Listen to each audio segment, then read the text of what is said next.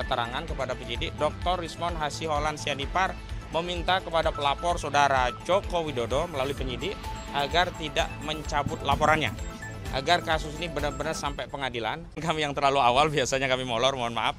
Hari ini kita ada dua agenda. Yang pertama, pemeriksaan lanjutan terhadap Dr. Rismon Hasyiholan Sianipar. Ini adalah kali ketiga di tingkat penyidikan. Sebelumnya sudah ada sekitar 8 video yang ditanyakan berkaitan dengan kasus ijazah palsu saudara Joko Widodo.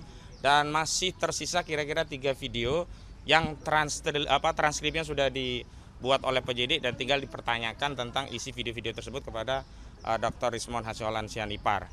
Yang belum itu adalah berkaitan dengan kegiatan saat ke Sulu tanggal 15 dan 16 April 2025 yang lalu. Selebihnya sejumlah podcast sudah diperiksa dan dijelaskan, termasuk kajian tentang apa yang menjadi dasar kesimpulan ijazah saudara Joko Widodo itu tidak identik dan pembandingnya apa saja, teknologi atau sistem yang digunakan apa, dasar-dasarnya seperti apa, sebagaimana yang sebenarnya sudah kita ketahui, tapi tadi lebih rinci ya, karena ada istilah-istilah teknis yang dijelaskan, sehingga beberapa masalah atau kendala teknis yang bikin lama itu, pertama, print out-nya sampai 24 berkas. Yang kedua, setiap halaman harus ditandatangani. Makanya kalau di total bisa ya 1000-an halaman begitu untuk berkas-berkas keseluruhannya, dan itu yang membuat lama. Belum lagi saat pengetikan ada tipu-tipu atau ada salah redaksi baik kata maupun kalimat yang itu membuat lama. Secara substansi, Dr. Rismon Hasyiholan Sianipar telah menjelaskan secara argumentatif dengan dalil-dalil ilmiah sesuai dengan kepakarannya sebagai ahli digital forensik. Dan Dr. Rismon Sianipar ada hal yang penting untuk diketahui oleh media dalam sebuah keterangan kepada penyidik. Dr. Rismon Hasyiholan Sianipar meminta kepada pelapor saudara Joko Widodo melalui penyidik agar tidak mencabut laporannya, agar kasus ini benar-benar sampai pengadilan, agar effort ya yang dikeluarkan dalam memberikan penjelasan di kasus ini itu tidak sia-sia, karena sudah banyak ya tenaga, pikiran, bahkan biaya yang dikeluarkan untuk melakukan kajian ini. Nah, nanti kalau di tengah jalan tiba-tiba saudara Joko Widodo mencabut, nanti jadi anti klimaks begitu.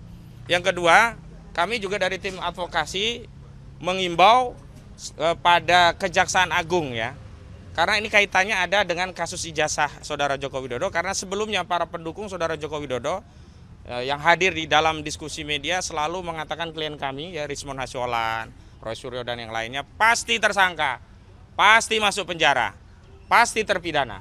Sedangkan kemarin kita ketahui bahwa saudara Sylvester Matutina tidak hadir kembali dalam proses PK, permohonan PK, dan sudah dinyatakan gugur permohonan itu. Jadi saya meminta kepada Kejaksaan Agung Republik Indonesia, termasuk lebih khusus kepada Kepala Kejaksaan Negeri Jakarta Selatan, agar jaksa selaku penuntut sekaligus eksekutor putusan mengeksekusi saudara Sylvester Matutina. Hukum tidak boleh kalah dengan Sylvester Matutina. Negara tidak boleh menjadi subordinat Sylvester Matutina.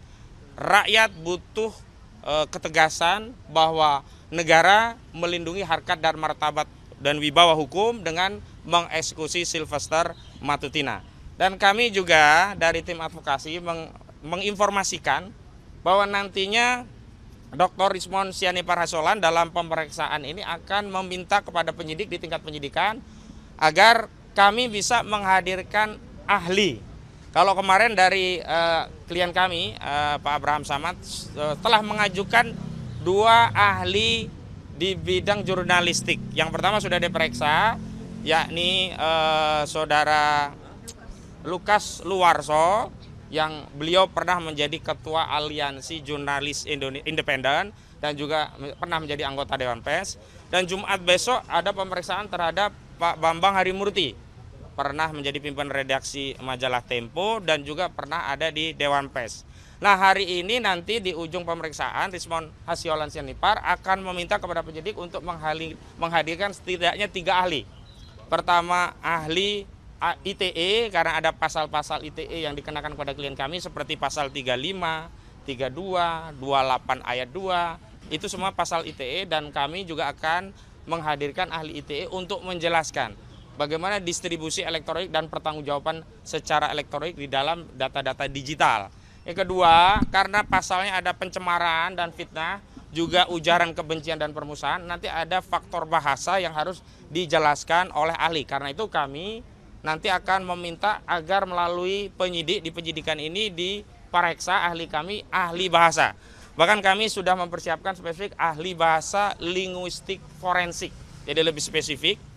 Belum kami sepil namanya, kami sedang berkoordinasi. Yang jelas ahli ini kami akan hadirkan. Kalau biasanya di dalam pembelaan kami hanya menghadirkan ahli itu di persidangan. Di kasus ini kami sudah mulai menghadirkan ahli-ahli itu untuk diperiksa di tingkat penyidikan. Yang ketiga tentu ahli pidana. Nah, ahli pidana kami siapkan 2 orang. Satu dari sebuah perguruan tinggi negeri nasional dan satu dari sebuah perguruan tinggi swasta. Yang kedua-duanya akan memberikan penjelasan tentang unsur-unsur pidana dalam pasal-pasal yang hari ini sedang disidik oleh penyidik. Baik pasal 310 KUHP tentang pencemaran, pasal 311 KUHP tentang fitnah, pasal 27A Undang-Undang ITE tentang menyerang kehormatan melalui sarana ITE, termasuk pasal-pasal yang unsurnya ada dalam pasal 28 ayat 2 junto 45A ayat 2 Undang-Undang ITE, termasuk juga delik penghasutan yang dilaporkan, yakni pasal 160 KUHP.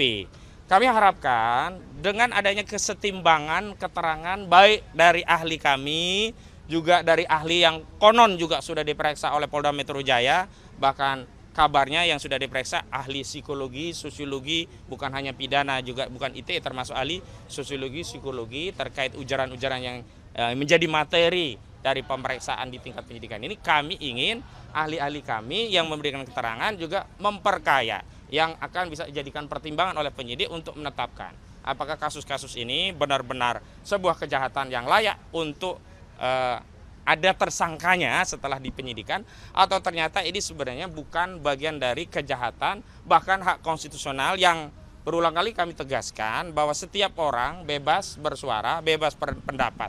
Bahkan kendati ketika pendapat itu keliru, pendapat itu salah, tetap saja tidak bisa menjadi kejahatan.